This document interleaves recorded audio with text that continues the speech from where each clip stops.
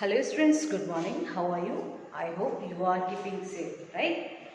So today, as you know, we had completed the tense form of present or past. Okay. So today we are going to start the future tense. So we had completed the future indefinite also. So today we are going to start the future continuous tense. Okay. So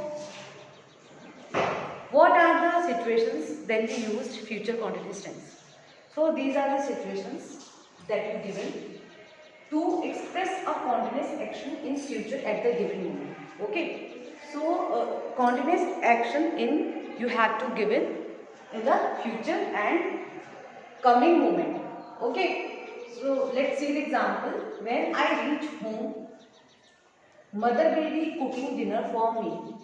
When I reach home, okay, the mother will be cooking dinner for me. When that is the first action is completed, then start the next action. Okay.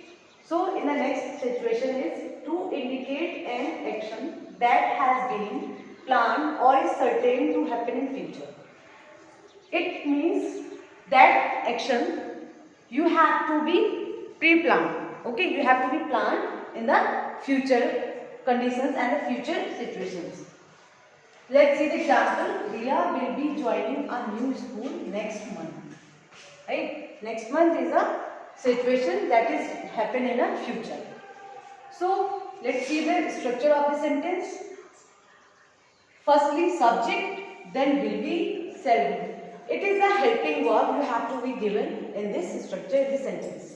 Then verb first form ing, then object. Okay. If you have given a I, then you can use shall only. If you have given a other subject like you, right?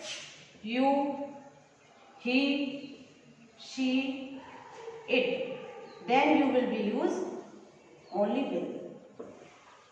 Clear? Next is negative sentence. The structure will be subject, then will not be and shall not be according to the subject. Then verb first form ing, then object. Okay. So example is I shall not be waiting for you. If you have to see in this sentence, you have to given I, then shall is used with I. Okay, I shall not be waiting for you. This is an example of negative sentence. In the next interrogative sentence, the structure will be also, I already told many times, the structure will start with a helping verb. Helping verb, what are the helping verb in this sentence? In this tense, will or shall. So that's why will or shall has to be used, becomes first here. Will, shall, then subject, then be, then verb first form ing, then object, and in the last mark of interrogation. Okay, so see the example. Will Pramod be flying to New York next week? Next week, following week, and the next day, that is the examples of you have to be given in a future tense. So, will Pramod be flying to New York next week? This is the example of interrogative sentence.